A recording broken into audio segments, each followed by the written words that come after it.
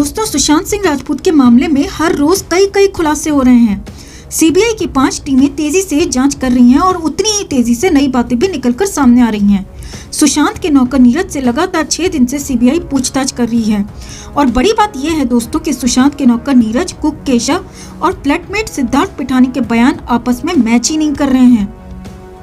पिठानी तो एक ही घटना को हर बार अलग तरीके से बता रहा है दोस्तों, यानी सिद्धार्थ पिठानी बहुत बड़ा वाला खिलाड़ी है। मगर सीबीआई की कड़ी पूछताछ में, सीबीआई की सख्ती में नौकर नीरज बुरी तरह से टूट गया है और नीरज ने सब कुछ सच बता दिया है। नीरज ने 14 जून को पिठानी और दीपेश के बारे में बहुत कुछ बता दिया है और बता दिया है कि पहले 1 घंटे में क्या कुछ किया गया। यहाँ तक कि नीरज ने यह भी बताया कि उसके नाम पर सुशांत सिंह राजपूत का अकाउंट चलता था। जी हाँ, नौकर के नाम पर बैंक में अकाउंट खोला गया था। यही नहीं, नीरज ने रिया चक्रवर्ती, सिद्धार्थ पिठानी और दीपेश सावंत का पूरा कच्चा चिट्ठा खोल दिया और 14 जून के साथ 13 जून का भी सच बता दिया। तो आपको बताते हैं क्या कहा नीरज ने सीबीआई से पूछताछ में। इस वीडियो को शेयर करें और ज्यादा से ज्यादा लोगों तक पहुंचाएं। सुशांत के लिए दुआ करें और ये मुहिम हरगिज न छोड़ें।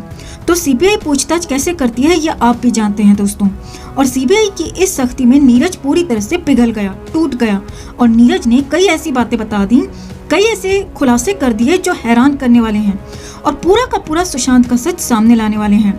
14 जून के बारे में नीरज क्या बोला वो भी आपको बताएंगे, लेकिन पहले ये जानिए कि सीबीआई से पूछताछ में नौकर नीरज ने बताया कि उसके नाम पर कोटक महिंद्रा बैंक में एक अकाउंट है और ये अकाउंट रिया चक्रवर्ती और दीपेश सावंत हैंडल करते थे।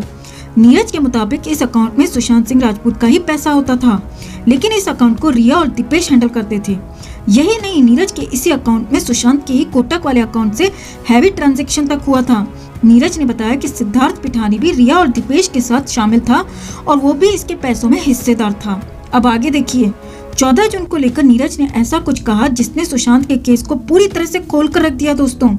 नौकर नीरज से सीबीआई ने कहा कि अच्छी तरह से याद करके बताओ कि 14 जून को आखिर हुआ क्या था और तब सुशांत को जूस देने के बाद सिद्धार्थ और दीपेश कहाँ बैठे थे। तो नीरज ने बताया कि कुक केशव ने ही सुशांत को नारियल पानी और जूस दिया था, जबकि केला सुशांत ने नहीं खाया। इसके बाद केशव नीचे वाले फ्लोर में आ गया और नीरज भी तब नीचे वाले फ्लोर में ही था और नीरज ने कहा कि अगले करीब 1 घंटे तक वो खुद और केशव नीचे वाले फ्लोर में थे। जी हाँ, ध्यान दीजिए दोस्तों, यहाँ बात पूरे 1 घंटे की हो रही है और इस दौरान उन दोनों ने नाश्ता किया, किचन साफ किया और नीचे के फ्लोर की सफाई भी की। नीरज ने बताया कि इसी दौरान पूरे 1 घंटे तक दीपेश सावंत और सिद्धार्थ पिठानी ऊपर वाले फ्लोर में सुशांत सर के ठीक बाहर वाले कमरे में बैठे हुए थे। जी हाँ, यही इस मामले में नया ट्विस्ट है दोस्तों, क्योंकि इसके बाद नीरज ने जो कहा वो हैरानी भरा है। नीरज ने कहा कि उस 1 घंटे में दीपेश और सिद्धार्थ ने क्या किया उसे नहीं पता।